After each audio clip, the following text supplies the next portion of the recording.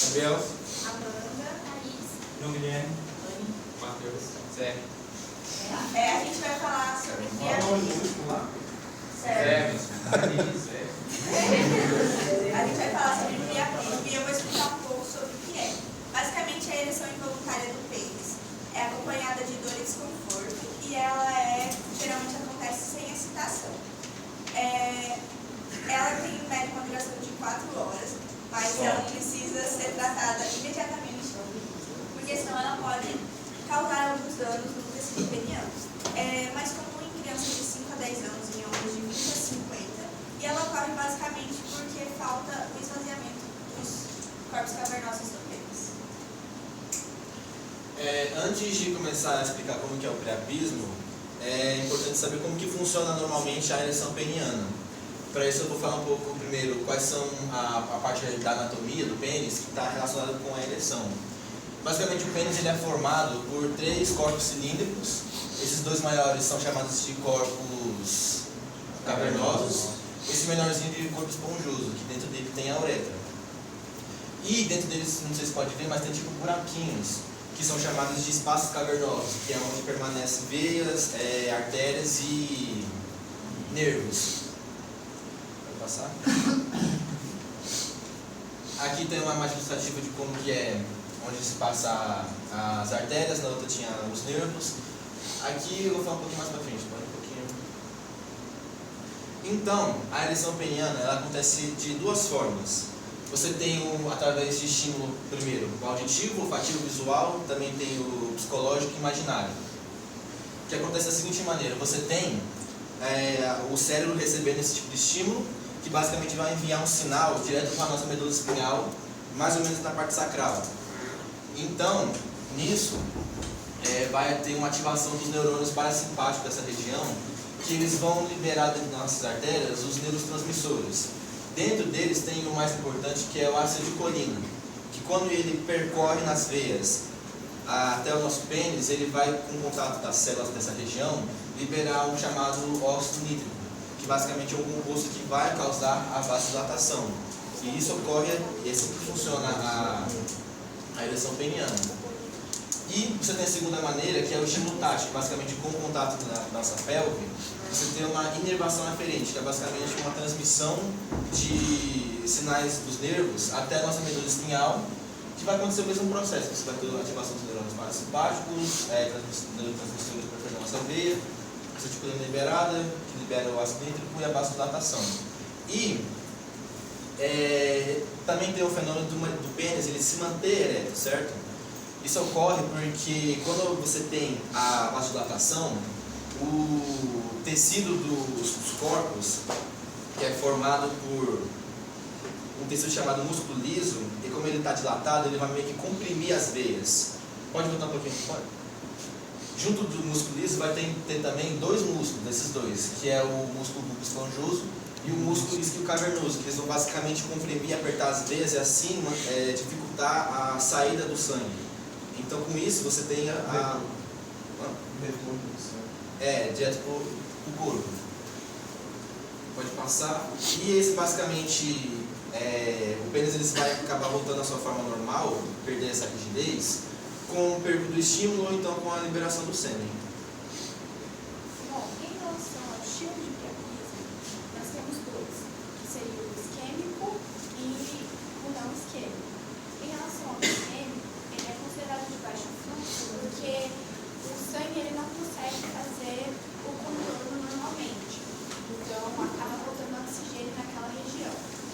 Ela também é caracterizada por ser dolorosa, de cor vermelho escuro e sem estímulo sexual. O isquêmico, por horas prolongadas, pode gerar disfunção erétil e necrose peniana. Bom, vou falar agora do priapismo não isquêmico. Ele é um pouco mais raro que o isquêmico e ele é caracterizado por seu alto fluxo sanguíneo, porém ele não traz dor ao paciente. Ele pode ser causado por cirurgias penianas ou procedimentos urológicos no geral. Pode ser causado também por anomalias congênitas ou por traumas na região perineal.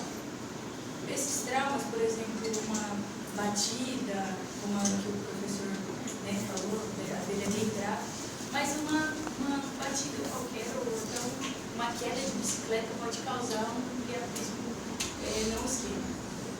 Por quê? Essa batida, essa queda, ele pode causar uma fístula que se chama fístula arteriocavernosa. Essa fístula, essa fístula, basicamente,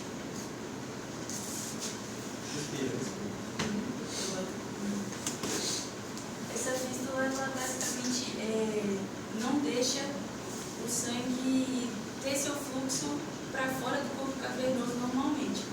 Então, aqui eu tenho uma alteração de Doppler que mostra a região perineal, a região do pênis, com a fístula, que é a parte mais coloridinha. Isso.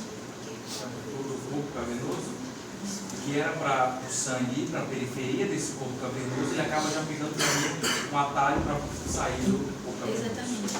E ele, com essa forma inadequada de sangue no corpo cavernoso, acaba, após o atrito, após a queda, abrindo as paredes da artéria ou de suas ramificações da artéria pudenda, que são as artérias bulborretral, a artéria do corpo cavernoso e a artéria dorsal do pênis, e o sangue é mal direcionado entre o corpo cavernoso.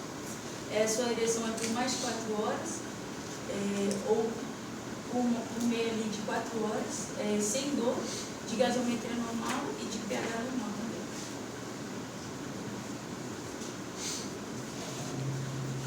Quando a gente fala dessa questão das causas do priapismo, é interessante a gente ter em mente, como o colega já explicou, a questão de como funciona a ereção, tá? E principalmente a questão da ejaculação. Tem ejaculação, entre 2 a 3 minutos aí o pênis começa a ficar flácido novamente, tá? E o que vai acontecer quando a gente fala sobre distúrbios sanguíneos envolvendo causas do priapismo, tá? O primeiro que a gente destaca aí é a questão da anemia falciforme, certo? Então, por exemplo, eu não tenho anemia falciforme, certo? Minhas hemácias, elas possuem a forma globular, a forma normal. Por conta dessa forma, ela vai ter sua máxima capacidade, a capacidade ideal de transportar oxigênio. Quando a gente pega o paciente com anemia falciforme, a hemácia dele vai ter uma forma de foice. Por conta dessa forma alterada, eu vou ter uma baixa tensão de oxigênio, ou seja, a capacidade de transportar oxigênio já vai ser menor, tá? E o que vai acontecer? Esse paciente com anemia falciforme vai ter uma ereção normal, tá? O sangue vai chegar normalmente, tá? O processo de dilatação, essas artérias cavernosas vão acontecer perfeitamente, tá? Vão começar a encher de sangue os corpos cavernosos e o corpo esponjoso. Qual que é o problema? Conforme esses dois corpos, no caso, os corpos cavernosos começam a encher de sangue, tá? Eu tenho uma certa pressão ali, e por conta dessa forma que essas hemácias ela vai ter, né, em forma de foice, cria-se um processo que a gente chama de falcização. Tá? As hemácias elas adquirem uma forma rígida e, consequentemente, o sangue entra num estado que a gente chama de estado venoso. Tá? Basicamente, ele vai ficar de uma maneira muito difícil de fluir. Tá? Êxtase venosa. Tá? Êxtase venosa. Estado venoso. Né? Ele vai entrar num estado que vai ficar complicado, por exemplo, voltar da forma como deveria. Estado de parar. Parar. Isso. Ele não consegue fluir normalmente pelas veias, né, no caso. E aí, quando a gente fala da questão da leucemia, tá, de uma maneira bem simples, a leucemia é uma doença, tá, que basicamente causa câncer de células sanguíneas, tá? E aí, o que acontece? A gente sabe que células cancerígenas, elas tendem a se dividir, a se multiplicar muito mais rápido do que células normais, sabe? E aí, o que vai acontecer? Um paciente que tem leucemia, ele vai desenvolver um quadro que a gente chama de hiperleucocitose, ou tem um excesso de células ali circulando, tá? Então, por exemplo, eu não tenho leucemia, eu tenho uma proporção de células sanguíneas com uma proporção de fluido circulante. Um paciente com leucemia vai ter um excesso de células para a mesma proporção de sangue, tá? Então, cria-se esse processo de hiperleucocitose, que é um excesso de células, e quando esse paciente não for ter uma ereção, vai ter normalmente. Só que o problema é que quando cria-se essa certa pressão nos corpos cavernosos, surge um processo que a gente chama de hiperviscosidade. Ou seja, o sangue agora ele vai ficar viscoso e vai ficar difícil de fluir, né? No caso de retornar ali por essas veias, tá? Então, além de eu ter uma dificuldade desse sangue retornar, eu posso ter um quadro de entupimento dessas veias, certo? Então, relação à anemia falciforme de leucemia, não necessariamente todo paciente que tem anemia falciforme de leucemia vai ter esse quadro, só que na anemia falciforme é muito comum, tá? Então, assim, se fosse para resumir uma questão de estudos sanguíneos, é que eu vou ter uma dificuldade na questão do retorno venoso. Quando a gente fala sobre lesões e traumas envolvendo ali na questão das causas do priapismo, eu tenho danos na medula espinhal ou no pênis. O que acontece? Quando a gente pega um paciente que ele pode ter um trauma a nível de coluna, né, de medula espinhal, a gente sabe que ele perde a sensibilidade ali na questão das pernas, na questão das genitais, pode ter problemas ali na bexiga e também nos músculos ali do reto, do ânus, tá certo? E, consequentemente, a gente pode ter problemas ali também em relação ao pênis, que pode levar ao priapismo, tá? A mesma coisa quando a gente fala sobre lesões e traumas diretamente no pênis, tá? Então, por exemplo, tá? Digamos que a gente tenha algum tipo de lesão aqui no pênis, que normalmente lesões aqui no pênis que vão causar o priapismo é pela formação de alguma fístula arterial, tá? O que acontece? De uma forma normal, eu tenho aqui um fluxo sanguíneo que chega normalmente e não tem ereção. Com a formação dessa fístula arterial, eu tenho um aumento do fluxo, ou seja, antes eu tinha uma quantidade normal e agora eu tenho uma alta quantidade de sangue chegando aí no pênis. E por isso, perpetuando o que a gente chama de priapismo, tá? Mesma coisa que a gente pega ali, a questão da trauma cavaleira, certo? A gente viu ali que tem uma lesão, por exemplo, na uretra, tem a bulbo da uretra, tem o músculo bulbo, esponjoso, e consequentemente ali eu tenho artérias e veias que passam ali, tá? Então, numa primeira situação, eu posso ter uma lesão numa artéria, forma uma fístula arterial e tem um alto fluxo ali de sangue indo para a região do pênis. Se fosse algum tipo de lesão em alguma veia, por exemplo, eu ia ter uma dificuldade ali no retorno venoso, o que ia perpetuar essa questão do priapismo. A questão da neoplasia, né, que são tumores que obstruem o fluxo sanguíneo, é basicamente a mesma ideia da leucemia, certo? Eu vou ter basicamente ali questão de tumores, e quando o homem for ter a ereção, tá, na hora que for realizar o retorno, né, que deveria ser feito por essas veias aqui, eu posso ter aqui a obstrução delas, e por conta dessa obstrução eu posso ter aí a questão do priapismo. Quando a gente fala sobre a questão de picadas de animais, na causa dos priapismos, na causa do priapismo, eu tenho a questão da aranha armadeira, certo? O que vai acontecer? A gente tem canais de sódio no cérebro. Esses canais de sódio eles são responsáveis pela ativação, pela condução de impulsos nervosos, certo? E pela criação da propagação de ação muscular, tá? O que vai acontecer? Quando a gente tem a questão da aranha armadeira, que ela fica no paciente, eu tenho uma pressão circulando ali, que vai levar basicamente a uma ativação involuntária desses canais e um retardo na inativação. Como é que eu aplico essas duas coisas? Primeiro ponto, ativação involuntária. Não tem um estímulo, não tem nada do tipo, simplesmente o pênis ele vai ficar ereto. Eu vou começar a ter concentração de estímulos ali e o pênis ele vai ficar ereto. Quando eu pego a questão da inativação, né, no caso o retardo dessa inativação, simplesmente o pênis vai ficar ereto. E enquanto a pressão estiver circulando ali, o paciente ele pode estar com esse quadro de priapismo, tá? E aí a gente tem só uma imagem aqui que a picada da aranha armadeira brasileira pode causar uma ereção de até 4 horas. E aí só algumas questões em relação à aranha, tá? Conhecida popularmente como a aranha da bananeira, ou armadeiro, tá? É uma das espécies mais tóxicas que você usa no mundo. E seu veneno é capaz de causar, especialmente em homens jovens, uma ereção involuntária e dolorosa, conhecida como priapismo, tá? A gente encontra essa aranha em todo o Brasil, especificamente no sul e no sudeste. Matheus, é bom salientar aí que ela não causa só isso não, vai que a galera causa Sem estímulo, né? Eu acho que é tipo uma das coisas mais simples. essa aí é a parte boa. E aqui, comumente encontrada no Brasil, a aranha armadeira é conhecida por seu comportamento agressivo e pelo seu veneno potente. Então, aqui são um caso que aconteceu em Guilherme. Tá? Eu sigo essa página. Hollywood. Guilherme Moura da página. Guilherme é uma mulher picada por aranha, está 2 dias com o pênis ereto. Se não for tratado com urgência, pode ter dificuldade. Essa parte alta. O homem deu entrada no Hospital Regional de Guilherme após apresentar priapismo, condição desenvolvida após ser picado por uma aranha. O priapismo é uma condição médica caracterizada por uma ereção peniana involuntária, dolorosa e persistente, que ocorre sem relação com o estímulo sexual. A condição é mais frequente em meninos de 5 a 10 anos e em homens de 20 a 30 anos. Aí aqui basicamente é dizendo, né, que a ex-esposa, a ex-esposa, foi procurado, né? E ele foi encaminhado para referência. Tá? E aí pode passar. Você sabe a sua referência disso aí é que você metrô. Essa aranha, ela é bem agressiva.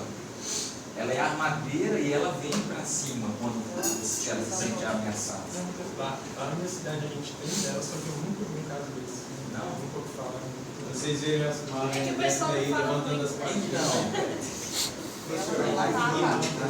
Nas notícias fala que isso deve ser paracacual. É que cortou Mas na ali. sequência é Cacoal e Manto, porque o local de Rondônia que trata de doença tropical, aí acaba entrando os acidentes ofídicos aí, entre cobra, aranha, escorpião. E assim, a gente, na explicação, a gente destaca, ó, 3 horas, 4 horas, que já é uma situação complicada. Aí aqui diz que o veneno homem só picado está há 2 dias com pênis elétrico. Então a gente já tem uma situação bem complicada, tá? E aí, pode passar. Em Minas Gerais, 2 centros de pesquisa encontraram na natureza um remédio para a impotência masculina. Os testes feitos até agora em animais não mostraram nenhum efeito colateral. A pesquisa começou por acaso na década de 60, a partir de pacientes picados por aranhas que chegavam aos hospitais. Meio século depois, a ciência concluiu que não é coincidência. Pesquisadores descobriram que o veneno da aranha pode ser um poderoso aliado no combate a um dos maiores transtornos dos homens, a disfunção erétil. Sedando as aranhas com gelo seco, os cientistas da Fundação Ezequiel Dias conseguiram extrair gota a gota do veneno, que depois foi fracionado em moléculas. Essa substância foi isolada, caracterizada, nós identificamos, e a partir daí foi criado um sintético. Esse sintético não tem efeito colateral. Em todos os testes feitos em camundongos, a novidade deu o resultado esperado. Em 3 anos, devem começar as experiências com seres humanos. Testes em animais estão sendo feitos, inclusive, em várias partes do mundo, não é só aqui. E até agora todos os resultados foram positivos, no sentido de que a molécula não apresenta inconveniência ou toxicidade. Na Universidade Federal de Minas Gerais, outro grupo de estudiosos abriu caminho para transformar a descoberta em medicamento. Provavelmente será um gel, com lançamento previsto para daqui a 6 anos. Nós observamos o efeito por até 1 hora, mas não sabemos se o mesmo acontecerá em humanos. É interessante porque essa reportagem ela tem 7 anos. E aí eu fui. Opa, você tá na hora já. Isso aí é muito seguro. Eu estava dando uma olhada lá nas notícias e tem meses que, tipo assim, essa mesma universidade, que é a Federal de Minas Gerais, já divulgou que está em etapa final. Tipo assim, o mais importante, que é o teste e tudo mais, já foi passado no questão de burocracia. Dentre algumas causas que o Matheus já citou, também tem causas de priapismo por uso de drogas ilícitas, como a cocaína e alguns estimulantes. A cocaína em específico, quando o corpo ele é exposto ao uso de cocaína, essa substância ela promove a liberação de neurotransmissores, como a dopamina, que vão contribuir para o aumento da pressão arterial e para o aumento da produção de plaquetas. Essas plaquetas elas são células responsáveis pela coagulação sanguínea. Como, por exemplo, quando a gente se machuca e forma uma casquinha ali, ocorreu uma coagulação sanguínea por causa dessas plaquetas. Só que aqui vai ser ruim porque as plaquetas vão criar trombos, esses trombos vão entupir os vasos sanguíneos. Nesse caso aqui do priapismo, por exemplo, quando o pênis está ereto, é porque os corpos cavernosos eles vão estar cheios de sangue. Na hora desse sangue retornar, o retorno venoso vai estar entupido por esses trombos, causando aí o priapismo com sangue preso evidente.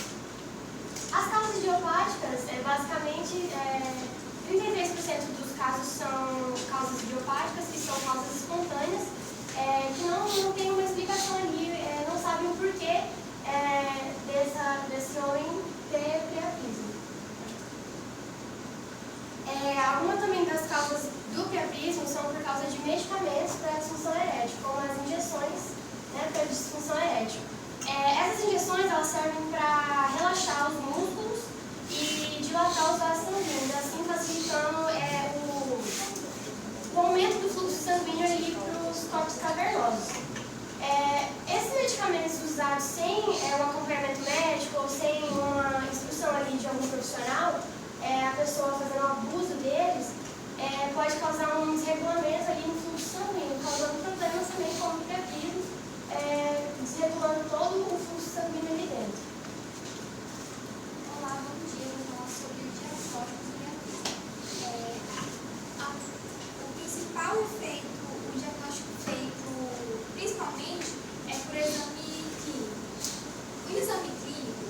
basicamente é a anamnese junto com o exame físico, que é para você conhecer melhor o paciente.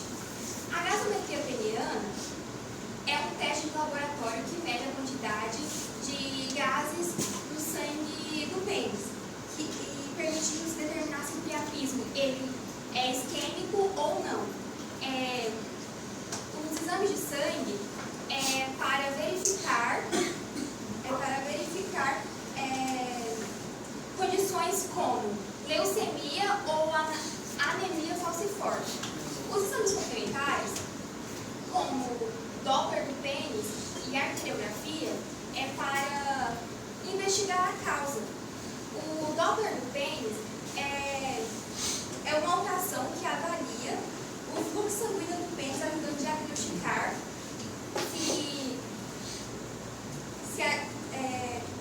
ajudando no diagnóstico de difusão erétil e priapismo.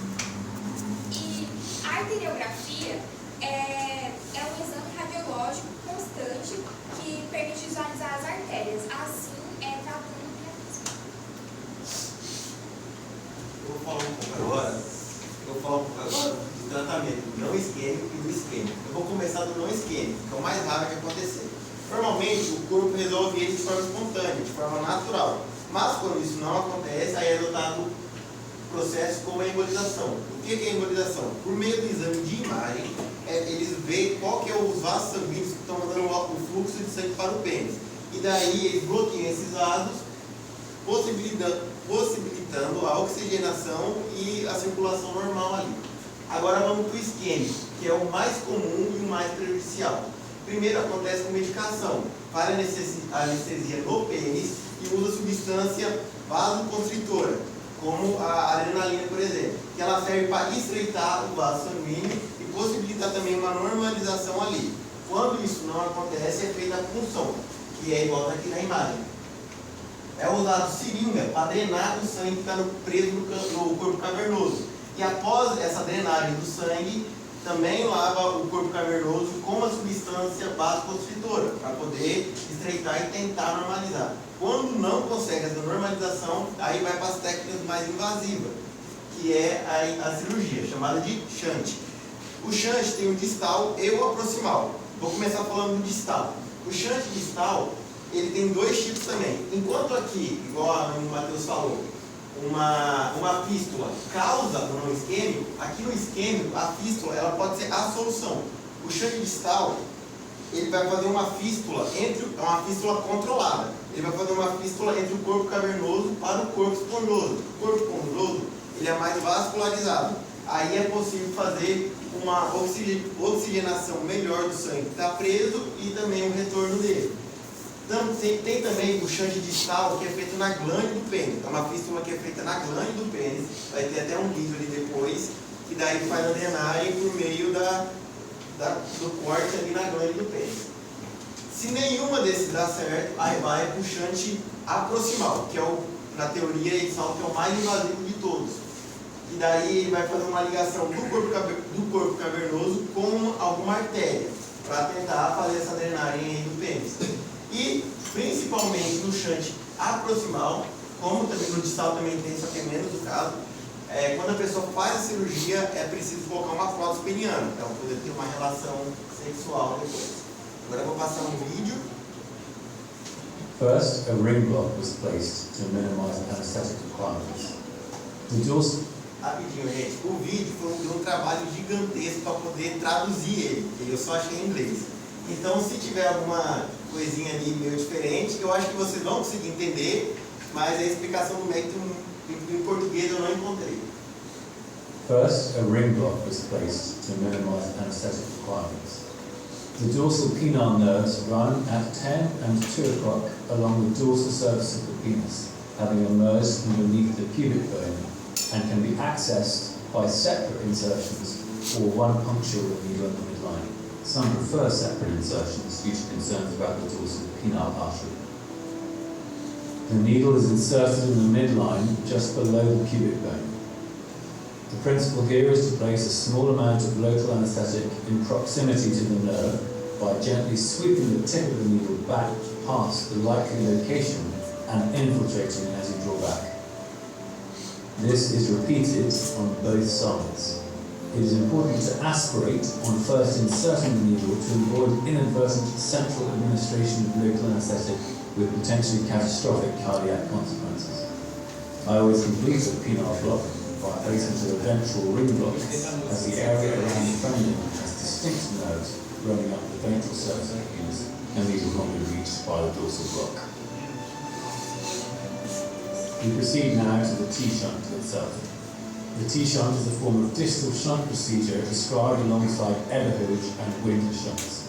Essentially, Winter uses a core biopsy gun, Eberhage a number 11 blade, and a T-shunt a number 10 blade, with the critical extra step of the 90-degree lateral maneuver as will be demonstrated. Proximal shunts are not now routinely used. Although some prescribe local anaesthetic alone, we recommend general anaesthetic. The blade is inserted at least 5 mm dorsal and lateral to the urethral meatus, a critical concern being here to avoid damage to the urethra. Indeed, a catheter can be placed here to help with this. You can feel the blade pass through 2 layers, and it is important to ensure the blade breaches the tunica albuginea surrounding the corpora, which is felt by this second give. The blade is then turned from 90 degrees away from the meatus before withdrawing.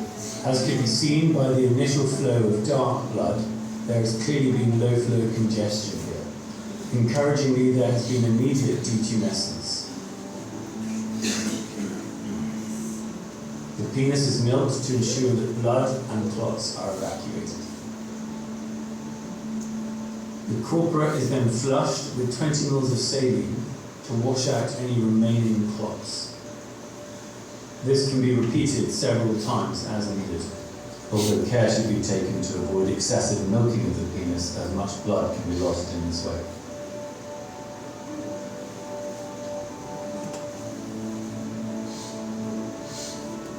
Here we mark the T-shape of the incision, showing how the 90-degree lateral turn creates this lateral component of the incision. The theory is that this increases the size of the defect in the distal corpora, improving the flow of blood and clot, and also reducing the chance of the shunt closing straight back over. This having been described with the other types of distal shunt procedure. The ongoing pronounced arterial flow was a little unusual in this case, and suspecting a mixed low-high flow situation, we performed a further blood gas. Clearly this can be extracted straight from the shunt rather than through the lateral part of the corpora, as with the initial corporal aspiration. If detumescence fails, then a contralateral shunt can be created, and indeed corporal tunneling with, for example, a urethral dilator. Further phenylephrine should be administered to reduce the chance of recurrence. This can again either be administered directly through the shunt into the distal corpora, or it can be administered again laterally through the skin, as with the first attempt in the emergency department.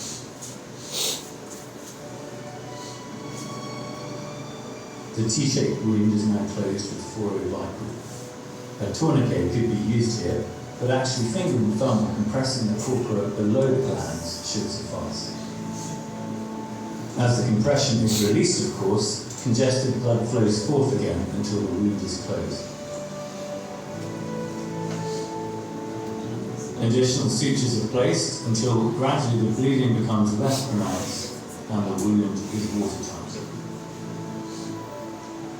Care should be taken when placing the sutures and determining the depth to avoid any injury to the meatus or to the underlying urethra.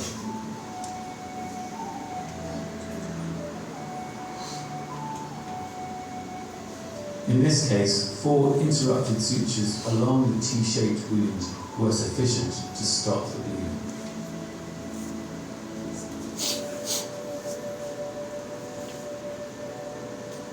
The wound was then dressed with Vaseline-soaked Gelinet gauze, which was folded in a triangular fashion over the glands.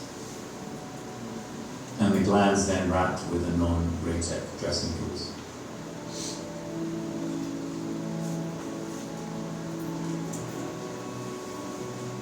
And secured to itself and to the penis with tape.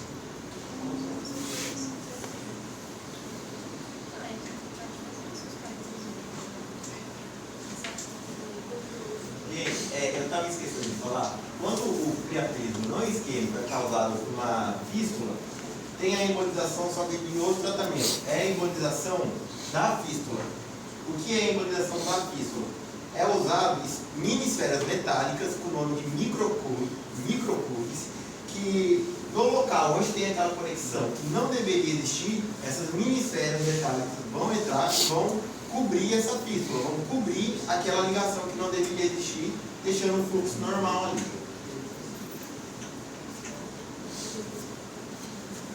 Bom, eu vou dar sequência no seminário, trazendo a vocês alguns pontos que podem ajudar a prevenir o priapismo, mas já deixo alencado que pode ser meramente meio complicado prevenir o priapismo, pois, como já foi mencionado, na maioria das vezes ele é idiopático, ou seja, ele não tem uma causa muito identificada.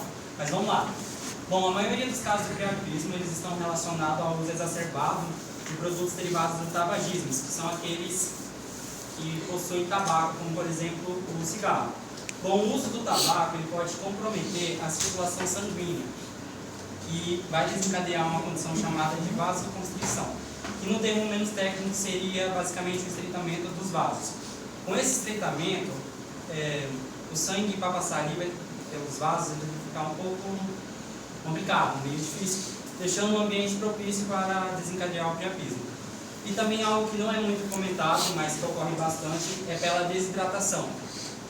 Com a falta de hidratação, o sangue do corpo ele vai ficar com uma viscosidade maior, é o que é isso.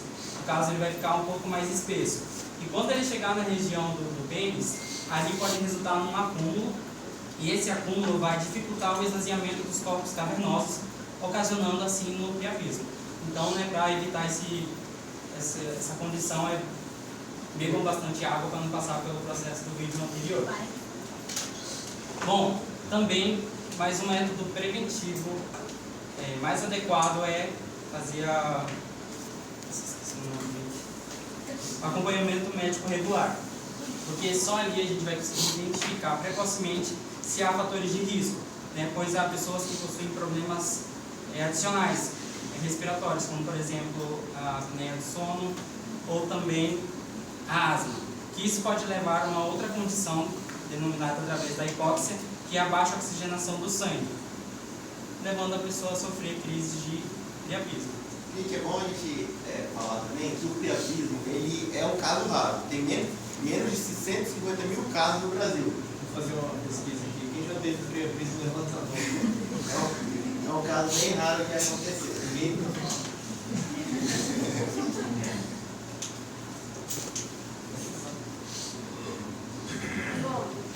Algumas das complicações do priapismo já foram citadas aqui durante a apresentação, só que para deixar bem claro, é a isquemia, que é a falta de oxigênio nos tecidos. O sangue está ali preso, está privado de sair sangue e de entrar sangue, ou seja, ele está privado de receber mais oxigênio.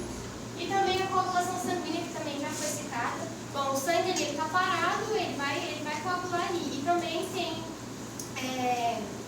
os vasos também, que geralmente eles vão estar entupidos por esses coágulos.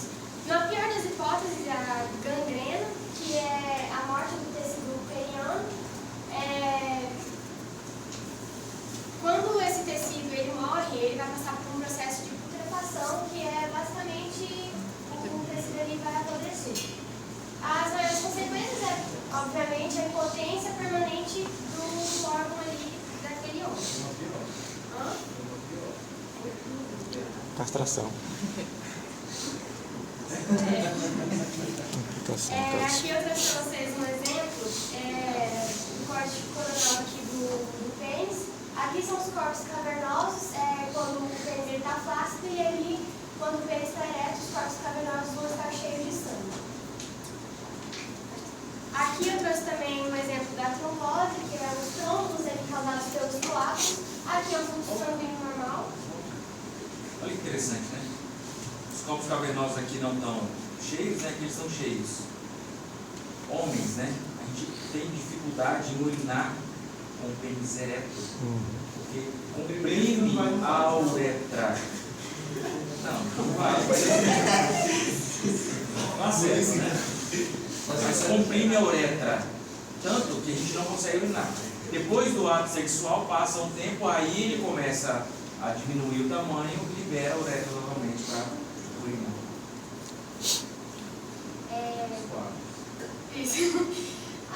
Aqui é a artéria normal, com fluxo sanguíneo normal. Aqui são os trombos ali, impedindo a passagem do fluxo sanguíneo normal.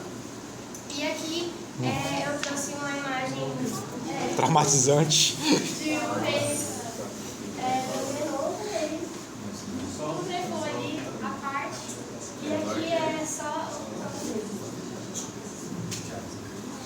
Bom, gente, então o priapismo ele seria um caso de emergência neurológica e ele precisa ser tratado rapidamente, porque senão ele pode causar danos permanentes, como por exemplo a disfunção erétil.